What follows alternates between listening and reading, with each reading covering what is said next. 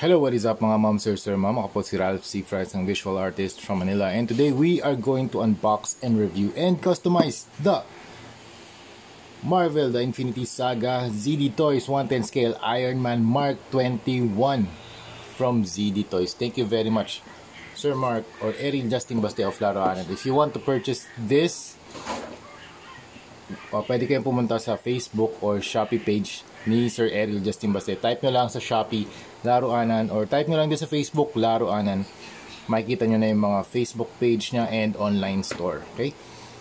Ang price nito ay around 1,200 pesos only. Okay? So sa upper right, upper left, you can see the Marvel Infinity Saga logo, Marvel logo, ZD Toys logo, 110 scale Iron Man collections, shot of Iron Man Mark 21 in gold. Tapos hindi to LED version Tapos you have the seal of Disney. Ibig sabihin, ang product nito ay authentic, original. Hindi KO, hindi bootleg, hindi fake. Marvel Studios Iron Man 3, XXI or 21, Marvel, copyright. Tapos, you have the seal, barcode ng Zongdong Toys. Ang ibig sabihin ng ZD Toys ay Zongdong Toys. Iron Man na logo. And then repulsor pose. And then front and back na shots of the toy. Different poses. Text and QR code and barcode. Tapos sa side, logo ng Marvel Studios Iron Man 3. Tapos yung packaging nila, super nice kasi hard cardboard siya. Tapos magnetic yung side. Tapos yung clamshell niya, dalawa. So sa taas, nandito yung sa first layer, nandito yung figure. Tapos second layer naman, nandiyan lahat ng accessories. Okay? Okay, so accessories, we have the base, hexagonal base with may mga design na to. Dati kasi ano lang to yung mga base ng ZD Toys, translucent plastic lang, tapos may logo. Buti naman, nagkaroon na sila ng printed, tapos may ano pa, may design pa talaga. Tapos, ang maganda rito sa stand na to or sa holder na to, spring-loaded para mahawakan mo yung figure ng mas mahigpit. Na hindi naman na-damage yung waist ng figure or yung arms. And then you have the hands, tapos blast effects. Yung blast effects pwede mo ipasok dito sa kamay niya, sa repulsor hand niya. Ayan. Tapos pwede mo equip dito sa kanyang kamay. Mabilis lang naman. So ito na si Mark 21, hawak ko na. Okay, mamaya ko compare natin siya with other Iron Man ZD Toys. Okay. Lagay lang natin tong kamay. Okay. Tapos you can put the repulsor blast here, then you can do some repulsor poses like this. Okay, and then you also have these types of accessories. Yung missile na attachment niya sa arm, super cool. Ang meron lang nito dati yung LED version ng Mark 3 ata, if I'm not mistaken. Mark 3 nga ba yun? Oh, alam ko Mark 3 lang. Wala kasi yung Mark 3 na LED dito na stock, pero ang alam ko kasama to dati do sa LED version. Ngayon itong version na to, walang walang LED to. Pero same na same pa rin dito sa Mark 7. I think walang pinagbago. Paint job lang talaga. So ito yung Mark 7, yung comparison. Ayan. Makikita niyo yung design. Parehong-pareho lang. Same type, same mold, same part ng mga seam lines. Pero mas maganda yung red nito, of course. Ang galing talaga nila sa red. Ngayon, pagdating sa gold, tingin ko yung gold technology nila dito, pareho lang yung ginamit nilang gold na paint dito sa mga default na red gold na Iron Man nila. Pero this time, ang combination ng kulay na to, ang paint application na to ay gold at saka, zoom in natin gold and silver and bronze. Now, dun sa forearms, meron siyang dalawang attachments. You can either place the non-missile attachment, yan.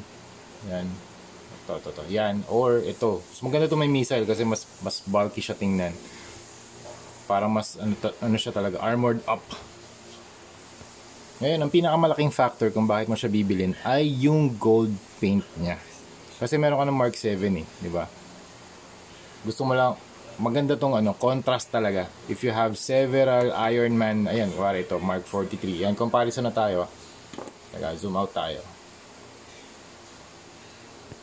Yan, so if you have several Iron Man na red and gold, nag-stand out talaga siya kasi siya lang talaga yung full gold tsaka sections ng copper. Ano, 'di ba? 43, tapos ito 45, tapos ito naman Mark 3. Yan. So, 'di ba? Kung sama-sama sila, nag-stand out talaga si Midas. Ngayon, let's study the paint job. Yung gold talaga ni ZD Toys. Maganda yung gawa nila dito. Naghahanap nga ako ng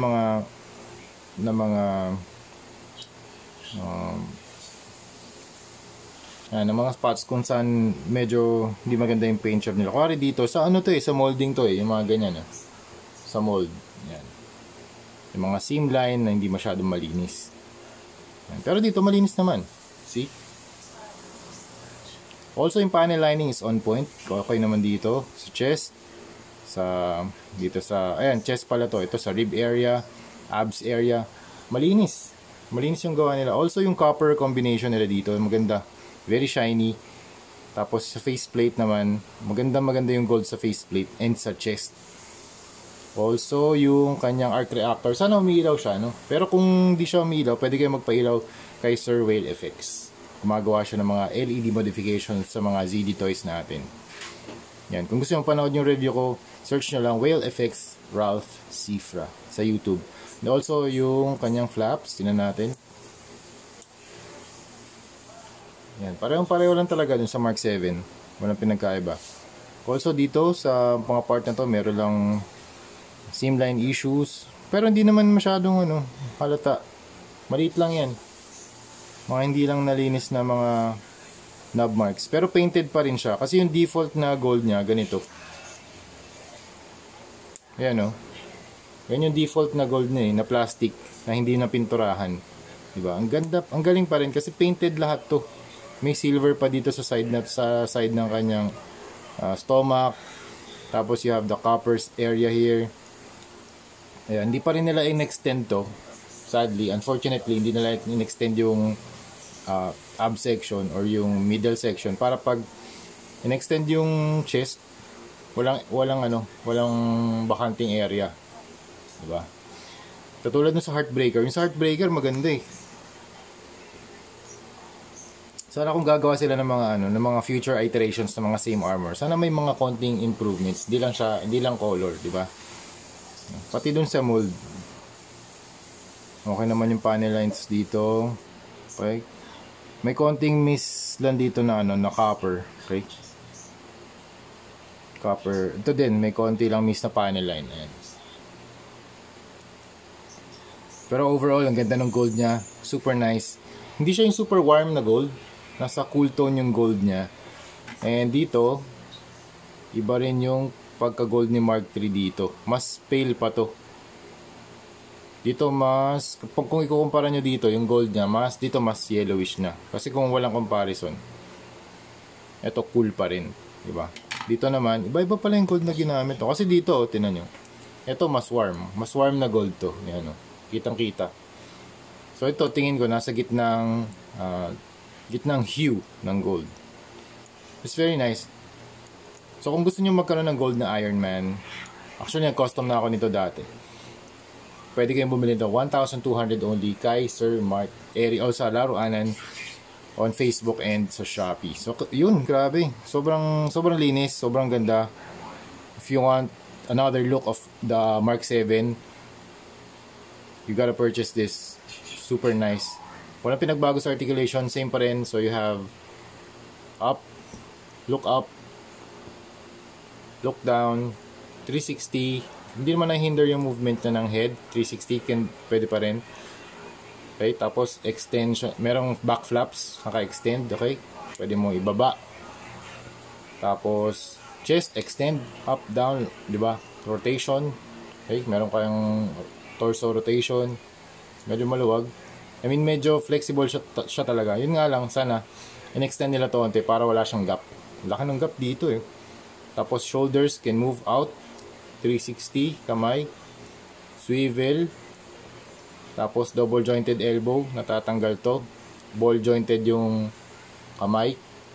Tapos thigh cut, pwedeng extend itong pababa yung kanyang legs to kick, something like that. Tapos double jointed yung leg. Ganda ng ganda ng part na to. You have the silver na knees, copper na knee pad. Tapos yung armor niya gold. Ganda ng part na to. Tapos double jointed yung leg niya. Tapos yung paa ball joint. Kaya walang toe articulation. Overall, the sculpt is very nice. The design is very cool. Kasi gustong gusto ko talaga yung Mark 7. It's my favorite armor ni Iron Man of all time. Tapos articulation is nice too. Pwede kang gumawa ng mga landing post dito. Paint application, yun nga, very nice for a gold figure kasi yung gold talaga mahirap yan mahirap i-apply yan sa mga action figures. Super nice. Pero si ZD Toys, natutuwa ako sa paint application niya. Pero syempre, mas maganda pa rin yung red na gawa nila, original na red and gold combination nila. Pero this time, natutuwa lang ako na nag-experiment sila ng iba't ibang armors. Actually, parating na rin yung iba. Yung House Protocol armors yan. Handa na kayo ng budget mga momster kasi talagang maraming silang i-release this year. So still waiting for the Hulkbuster. And coming soon na yan. Tingin ko nasa research and development na yan. Yung material nito, same lang. Yun nga lang, hindi siya LED version. If you want the LED, let's talk to Whale Effects kasi meron din ako mapapagawa sa kanya. Accessories, super nice, super daming alt hands. There you go, super nice. And height nito ay 7 inches tall. So yun. If you want to get this, punta lang kayo kay Laruanan on Facebook. Meron siyang available na mga Mark 21. Okay? Alright, so yun. Maganda tong addition sa small scale or 7-inch scale na mga Iron Man collection natin. Okay, so yun. Thank you very much for watching and see you sa next video. Bye-bye.